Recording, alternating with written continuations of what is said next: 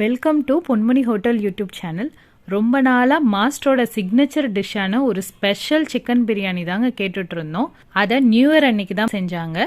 அது ஏன் ஸ்பெஷல்னா, நார்மலாக தம் போட்டு சிக்கன் பிரியாணி செய்யாமல் நல்ல ஒரு செம்ம டேஸ்டான வடி பிரியாணி செய்வாருங்க. வேற லெவலில் இருக்கும். அந்த ஸ்பெஷல் வடி பிரியாணியை தான் நம்ம மாஸ்டர் எப்படி செய்கிறாருன்றதை ஸ்டெப் பை ஸ்டெப்பாக பார்க்க போகிறோம். வீடியோ ஸ்கிப் பண்ணாமல் ஃபுல்லாக பாருங்கள். ஃபஸ்ட்டு அதுக்கு தேவையான மெயின் இன்க்ரீடியன்ட்ஸ்லாம் கட் பண்ணி எடுத்துக்கலாம். ஒரு கிலோ தக்காளி எடுத்துக்கிறோங்க. தக்காளி ரொம்ப பழுக்கவும் இல்லாமல் ரொம்ப காயாகவும் இல்லாமல் கொஞ்சம் மீடியமாக இருக்கிற தக்காளியை 1 கிலோ தக்காளி கட் பண்ணி எடுத்துக்கிறாங்க. அப்புறம் நல்லா ஃப்ரெஷ்ஷாக புதினா ஒரு கட்டு, அப்புறம் கொத்தமல்லி ஒரு கட்டு, அதை நல்லா கழுவிட்டு இந்த மாதிரி சின்ன சின்னதாக கட் பண்ணி வச்சுக்கிறோம். இந்த புதினாவும் மல்லிச்செடியும் ஒரு கட்டு போடுறதுனால நமக்கு ஃப்ளேவர் சூப்பராக இருக்குங்க. பாருங்கள் எவ்வளோ ஃப்ரெஷ்ஷாக கட் பண்ணி எடுத்து வச்சுருக்கோன்னு. அதுக்கப்புறம் பச்சை மிளகா ஒரு 10 பச்சை மிளகாவை பாதியாக கீறி எடுத்து வச்சுருக்கோம். அப்புறம் பிரியாணி இலை, பட்டை, லவங்கம், கிராம்பு கொஞ்சம் அதிகமாக, அப்புறம் அன்னாச்சி பூ, இது எல்லாமே ஒரு 25 கிராம் எடுத்து வச்சுருக்கோம். அப்புறம் 1 கிலோ பெரிய வெங்காயம், அதையும் இந்த மாதிரி பெருசாக நறுக்கி எடுத்து வச்சுக்கிறாங்க. அது கூடவே ஒரு 400 கிராம் இஞ்சியும் பூண்டையும் எடுத்து நல்லா அரைச்சி எடுத்து வச்சுருக்காங்க. இதோட இன்கிரீடியன்ஸ் எல்லாத்தையுமே அளவோட வீடியோட கடைசியில் போட்டிருக்கோம், செக் பண்ணிக்கோங்க. இப்போ பிரியாணி எப்படி செய்கிறாங்கன்னு பார்க்கலாம். இந்த பிரியாணி ஒரு 10லேருந்து 15 பேர் சாப்பிட்ற மாதிரி செய்ய போகிறோம். அதுக்கு ஒரு டவி எடுத்து அதில் ஒரு 200 கிராம் நெய், ஒரு 1/4 லிட்டர் கடலை எண்ணெய் ஊற்றிருக்கோம். அது கூடவே நம்ம எடுத்து வச்சிருந்த பிரியாணி இலை, பட்டை, லவங்கம், சோம்பு, அப்புறம் கிராம்பு, இது எல்லாத்தையுமே போட்டிருக்காங்க. இது எல்லாமே நல்லா பொரிஞ்சு வந்ததுக்கப்புறம் இது கூடவே நம்ம கட் பண்ணி வச்சிருக்க பெரிய வெங்காயத்தை எல்லாத்தையுமே போட்டுட்டாங்க. இப்போ இதை நல்லா வதக்கி விட போகிறாங்க.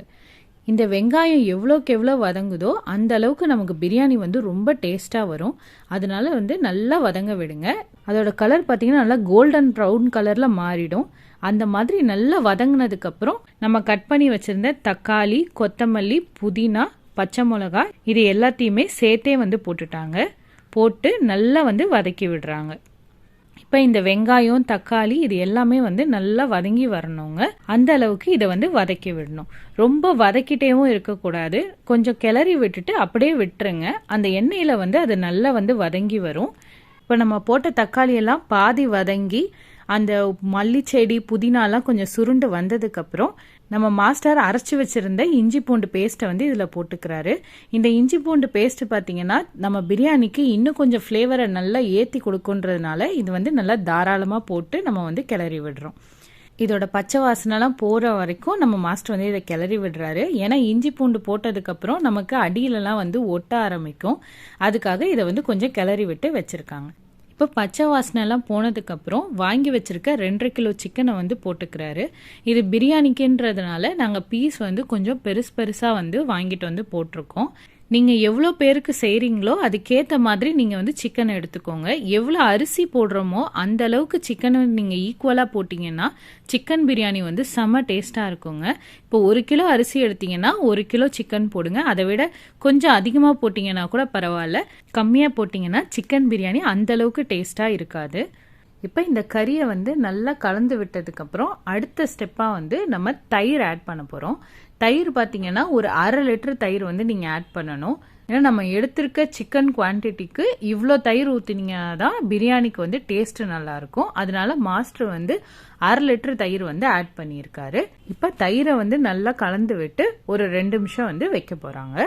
நீங்கள் இது கூட ஒரு லெமனும் புழிஞ்சு விடலாம். அது ஆப்ஷனல் தான். உங்களுக்கு அந்த ஃப்ளேவர் பிடிக்கும்னா நீங்கள் புழிஞ்சு விடுங்க, இல்லாட்டினா வேண்டாம். இப்போ இந்த தயிர் கறியிலலாம் பார்த்தீங்கன்னா கொஞ்சம் தண்ணி வந்திருக்கும். அதில் கொஞ்சம் கொதிச்சுட்டு இருக்கும். இதில் ஒரு 50 கிராம் பிரியாணி மசாலா ஆட் பண்ணிக்கிறாரு. இப்போ இந்த பிரியாணி மசாலா பார்த்தீங்கன்னா நம்ம போட்டிருக்க கறியில் நல்லா இறங்கணும். அதுக்காக இப்போ இந்த 50 கிராம் பிரியாணி மசாலா மட்டும் போடுறோம். இதை போட்டு நல்லா கலந்து விட்டு ஒரு கொதி வந்ததுக்கப்புறம் நம்ம மீதி மசாலாவை ஆட் பண்ணிப்பாங்க. ஏன்னா அந்த தயிர், அந்த வெங்காயம், தக்காளி, இது எல்லாமே நம்ம கறியோடையும் இந்த மசாலாவோடையும் சேர்ந்து வரணும். அந்த மாதிரி இப்போ கிளறி விட்டாச்சு. இப்போ கொஞ்சமாக கொதிக்குது. இப்போ கொதிச்சதுக்கப்புறம் மிளகாத்தூள் ஒரு 50 கிராம் ஆட் பண்ணியிருக்காங்க. இப்போ அதையும் போட்டு நல்லா சேர்த்து கிளறி விட போகிறாங்க. இந்த மிளகாத்தூள் நாங்கள் தனி மிளகாத்தூள் தான் ஆட் பண்ணியிருக்கோம். நீங்கள் வேணும்னா காஷ்மீரி மிளகாத்தூள், இல்லை நீங்கள் வீட்டில் அரைச்சி வச்சிருக்க தனி மிளகாத்தூள், அந்த மாதிரி எதுனாலுமே நீங்கள் ஆட் பண்ணிக்கலாம். இப்போ இது எல்லாத்தையும் போட்டு நல்லா வந்து கிளறி விட்டுக்கிறாங்க. இப்போ கறியில் பார்த்தீங்கன்னா இருக்கிற காரம் அந்த பிரியாணி மசாலா அது எல்லாமே பிடிச்சி இந்த மாதிரி வரணும். இப்போ இந்த கறி வேகிறதுக்கான ஒரு தண்ணி வந்து ஒரு 1 லிட்டர் வந்து இதில் ஊற்றிருக்கோம். ஏன்னா நம்ம வடி பிரியாணி தான் போட போகிறோம்.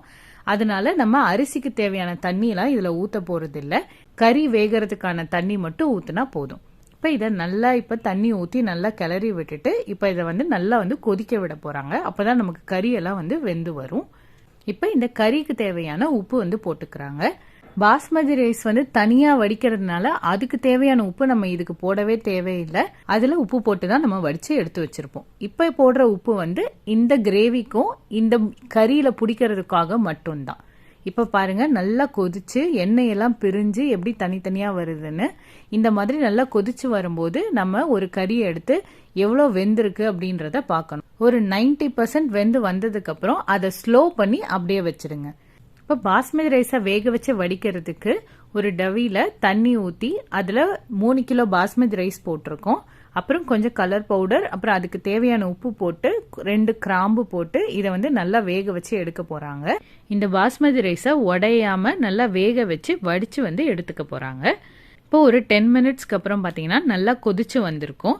ஓரளவுக்கு ஒரு 3/4 வெந்துருச்சான்னு பார்த்துட்டு அதை ஆஃப் பண்ணி இப்போ வந்து இதை வடித்து எடுக்கணும்.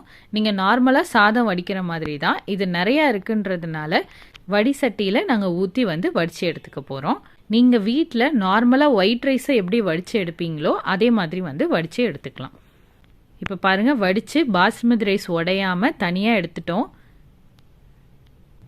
இப்போ இதை எடுத்து அந்த ஸ்லோவாக கொதிச்சுட்டு இருக்க அந்த கிரேவியில் வந்து மாஸ்டர் வந்து போட்டுட்டாரு. இப்போ இதில் பாருங்கள் அந்த சாதம் எவ்வளோ முழுசாக நல்லா வெந்திருக்குன்னு. இப்போ இதை கொஞ்சம் கூட உடையாமல் மாஸ்டர் வந்து மெதுவாக வந்து கிளறி அந்த கறி மசாலா இது எல்லாமே அந்த சாதத்தில் சேர்ற மாதிரி ரொம்ப கிளறக்கூடாது. லைட்டாக வந்து மிக்ஸ் பண்ணி விட்டு அப்படியே மூடி வந்து வைக்க போகிறாங்க. இது எல்லாமே 95% வந்து சாதமும் சரி கறியும் சரி வெந்துருச்சு. கடைசியாக அது எல்லாமே கலந்து வர்றதுக்காக ஒரு 5 நிமிஷம் வந்து அடுப்பில் அது ரெண்டுத்தையும் கலந்து நம்ம மூடி வச்சு மேலே வந்து தண்ணி பிடிச்சி வெயிட்டில் வச்சுட்டாங்க. ஒரு 5 நிமிஷம் கழித்து எடுத்து பார்த்தீங்கன்னா இந்த மாதிரி நல்லா சேர்ந்து சூப்பராக வந்திருக்குங்க. அடியில் எந்த மசாலாவும் சேர்ந்துருக்க கூடாதுன்றதுக்காக ஒரு வாட்டி லைட்டாக கிளறி விட்டுக்கிறாங்க. இப்போ இதை கிளறி முடிச்சுட்டு ஸ்டவ்வெல்லாம் ஆஃப் பண்ணி வச்சுட்டு மூடி வந்து இன்னும் ஒரு 10 நிமிஷம் அப்படியே இருக்கணும். அப்போ தான் இந்த வடி பிரியாணியோட டேஸ்ட்டு இன்னும் சூப்பராக இருக்கும். அவ்வளோதான், மூடிட்டாங்க. இப்போது ஒரு 10 நிமிஷம் கழித்து ஓப்பன் பண்ணால் அதுலேருந்து வர ஃப்ளேவர் இருக்குது பாருங்கள், அவ்வளோ நல்லா இருந்துச்சுங்க. நார்மலாக தம் போட்டு செய்கிற பிரியாணிக்கும் இந்த வடித்து அதுக்கப்புறம் செய்கிற பிரியாணிக்கும் எவ்வளோ டிஃப்ரென்ஸ் இருக்குன்னு இந்த ஸ்பெஷல் வடி பிரியாணியை நீங்களும் உங்கள் வீட்டில் கண்டிப்பாக ட்ரை பண்ணி பாருங்கள். தேங்க்ஸ் ஃபார் வாட்சிங். இந்த வீடியோ பிடிச்சிருந்ததுன்னா லைக் பண்ணி ஷேர் பண்ணி சப்ஸ்கிரைப் பண்ணுங்கள்.